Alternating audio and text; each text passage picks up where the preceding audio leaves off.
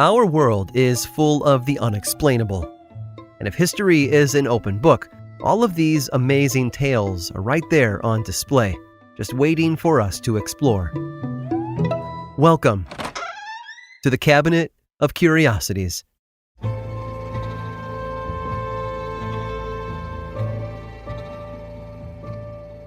The old saying, luck of the Irish, doesn't have one definitive origin.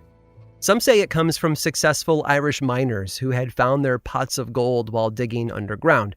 Others claim its meaning was ironic, that the Irish had been treated so poorly abroad during the potato famine that emigrants were cursed with the luck of the Irish. Regardless of where it came from, the Irish are considered a lucky people, and none luckier than Violet Jessup. Born in Argentina in 1887 to Irish immigrants, Violet was the eldest of 9 children. She took care of her younger siblings to help her parents until she was diagnosed with tuberculosis. Doctors gave her months to live, but Violet had a strength unlike some of her siblings, 3 of whom had already died young.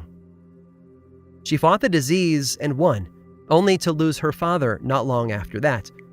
At 16 years old, Violet moved to England with her mother, who took a job as a stewardess aboard ships while Violet stayed home to raise her younger sister.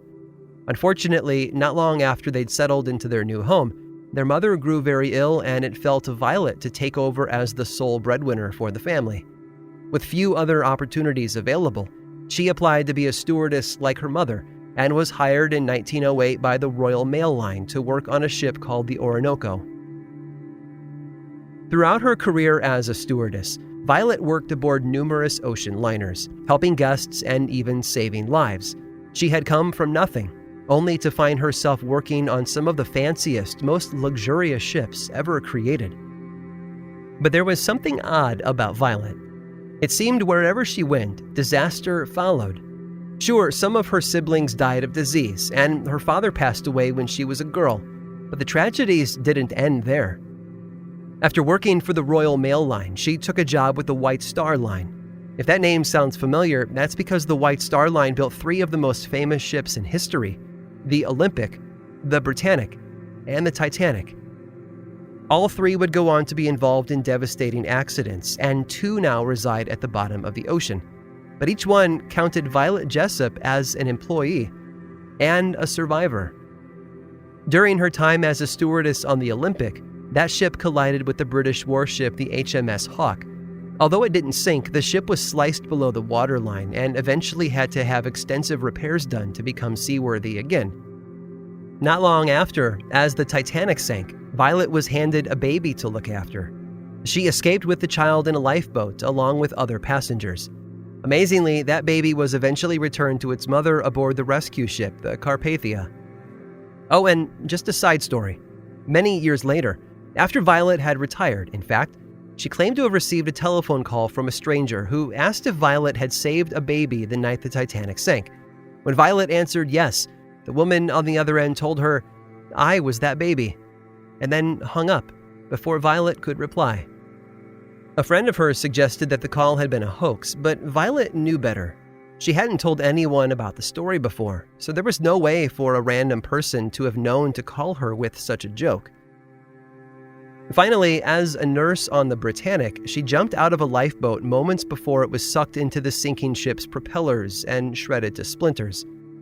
Violet Jessup has been depicted in various movies, television shows, and stage productions over the years, though not always by name. Often blended into other characters, hers is a story that has slipped past the history books, though she did earn the nickname Miss Unsinkable. With all the fanfare surrounding the Titanic's unsinkable Molly Brown, it's easy to lose sight of an unsung hero of the White Star Line such as Violet. Well, you might call her an unsung hero. Others might call her cursed. In the end, I like to imagine that the woman who beat tuberculosis, outlived her siblings, and survived multiple shipwrecks was a miracle of sorts. A one-of-a-kind person who became the very definition of that household phrase, the luck of the Irish.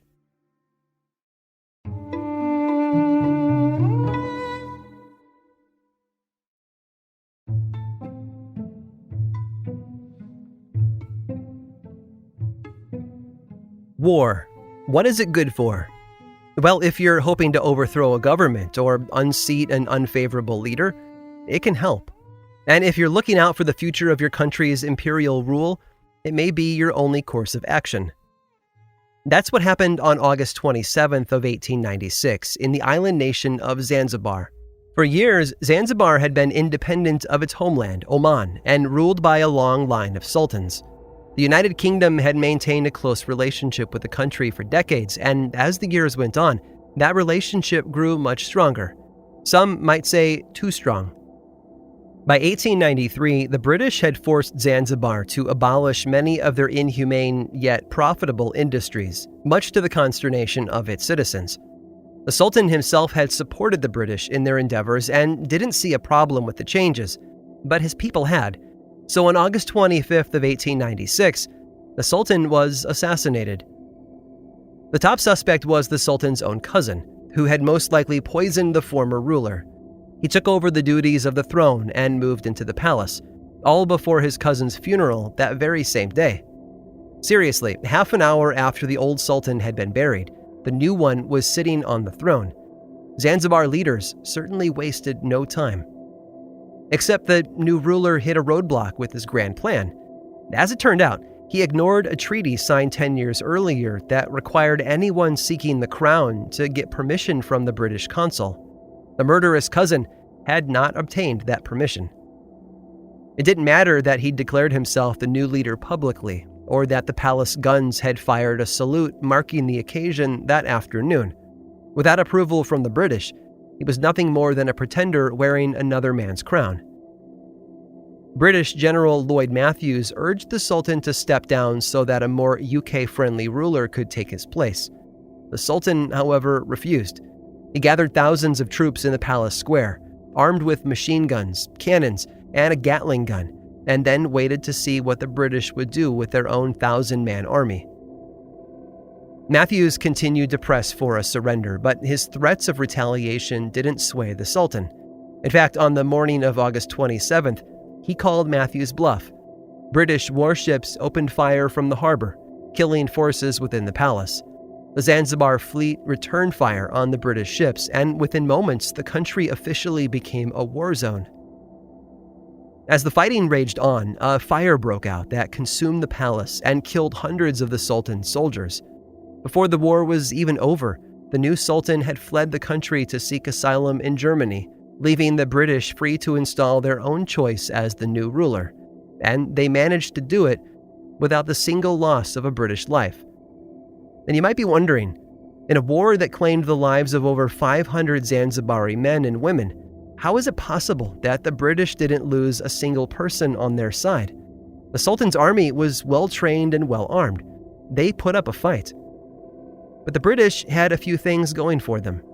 First, they were much more prepared for battle than the Sultan's forces. Their weaponry was more advanced, and their army was much larger. Second, the palace wasn't made of concrete or stone. It was made of wood, which provided almost no protection from the incoming cannonballs or the inevitable fire that burned it all down. In the end, the most interesting detail about this entire event is how it's recorded in the history books.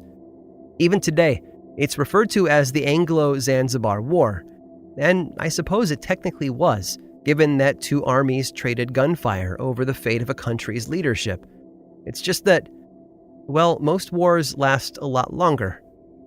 This one, you see, was the shortest war in history, clocking in at only 45 minutes. I hope you've enjoyed today's guided tour of the Cabinet of Curiosities. Subscribe for free on Apple Podcasts or learn more about the show by visiting curiositiespodcast.com. This show was created by me, Aaron Mahnke, in partnership with How Stuff Works.